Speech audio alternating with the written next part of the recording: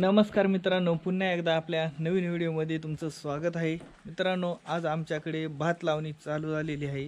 तर आता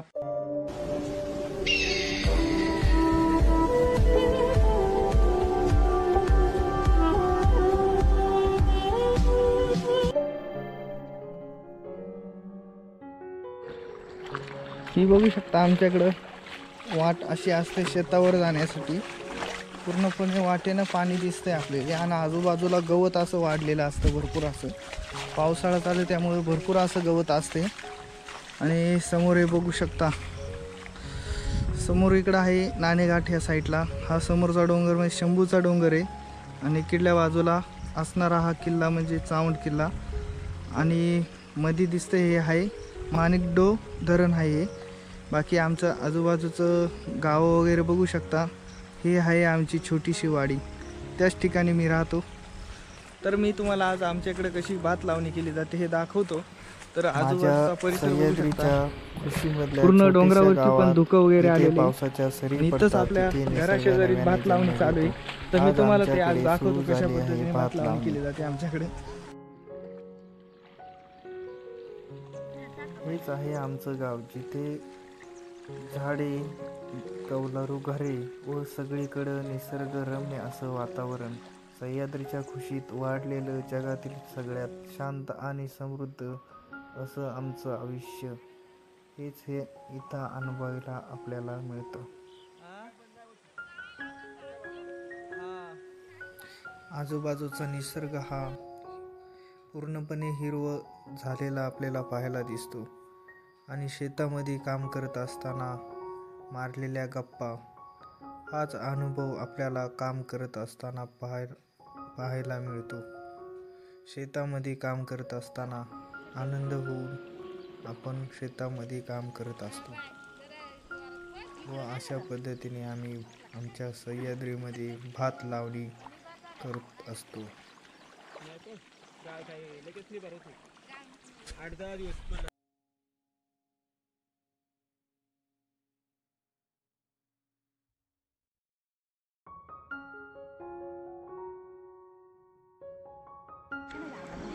तर मित्रांनो, काल एवढं वावर लावून झालं होतं. आज बाकीचं वावर राहिलेलं हे लावतात हे. तर आज पूर्ण होईल वावर लावून आपलं एक. तर अशा पद्धतीने आवणी केली जाते आमच्याकडे.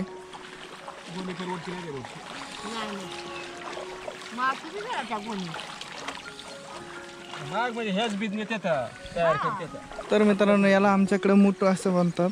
हेच रोप भाताचं लावलं जातं, जे की अशा पद्धतीने आवणी केली जाते गावाकडे. पद्धतीमध्ये भात लावणी केली जाते आमच्याकडे. आणि इकडे बघू शकता, डोंगरावरती पण थोडं थोडं धुकं वगैरे आलेले. बाकी आजूबाजूचा परिसर बघू शकता, खूप छान असं झालेलं आहे. आणि हे पण वावर आपल्याला 1-2 दिवसानंतर लावणार. हे पण वावराची आवणी वगैरे केली जाईल. सध्या वावरांचं चिखल वगैरे करून ठेवलेलं आहे, त्यामुळं भात लावणी करण्यासाठी सोपं जाते. तर चला, आपल्याला हे पूर्ण वावर भरलेले, याची सांड फोडायची आता. तर आपण कोपऱ्यावरती सांड आहे तिकडं, ही सांड फोडण्यासाठी चाललेली आहे. बाकी इकडं रोप बघू शकता, अजून बरीचशी अशी आवणी बाकी आपल्याकडं. तर मित्रांनो, आजचं हे रोप अजून छोटं आहे, इकडलं थोडं झालेलं आहे आता बऱ्यापैकी मोठं. पण पूर्ण वावर बघू शकता, पूर्ण कोरडं झालेलं आहे. तर आज हे पण वावर कोरडं झालं आहे आणि त्यामुळं इकडून पाणी वगैरे वळवलं होतं. हे समोर बघू शकता, असं पाणी येतं इकडून ह्या वावरातून ह्या वावरामध्ये पाणी सोडायचं आहे. तर आता तेच मी पाणी सोडण्यासाठी चाललेलो आहे. बाकी इकडं माणसं वगैरे आवणी वगैरे चालू आहे आता आमची. तर अशा प्रकारे आमच्या गावाकडे आवणी वगैरे केली जाते. तर आपण आता आलेलो इथं, ह्या वावराचं पाणी ह्या वावरामध्ये सोडून द्यायचं आहे, म्हणजे उद्या परवा पाणी वगैरे आलं की मग आवणी वगैरे सुरू करता येईल आपल्याला. तर मित्रांनो, बघू शकता इथं पाणीच अजून चढलेलं नाही, अजून वावर भरायचं बाकी. तर चला,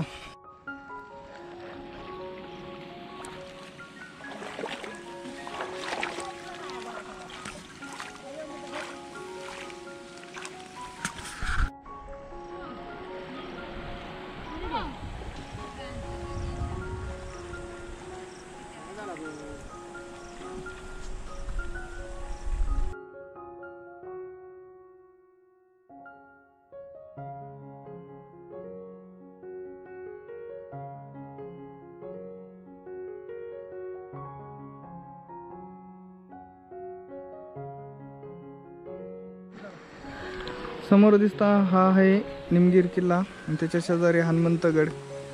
बाकी आजूबाजूचा परिसर बघू शकता, खूप छान असं झालेलं आहे.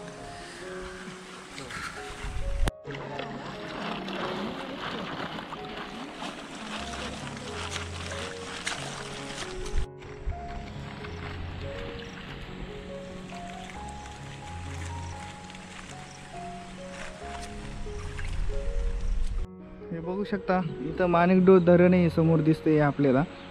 अशा प्रकारे आमच्या गावचा व्ह्यू आहे, बघू शकता.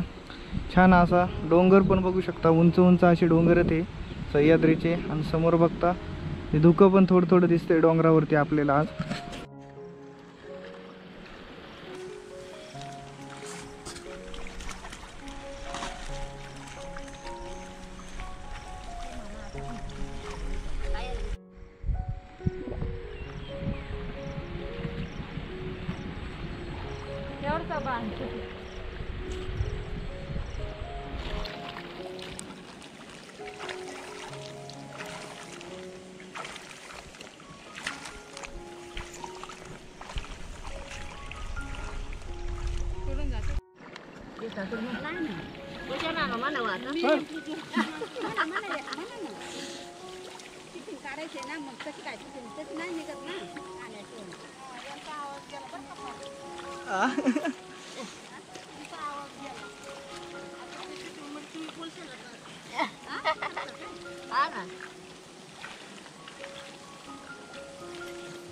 कानावर पडणारा पक्ष्यांचा आवाज आणि ही निसर्गात असणारी शांतता हीच आमच्या गावची ओळख.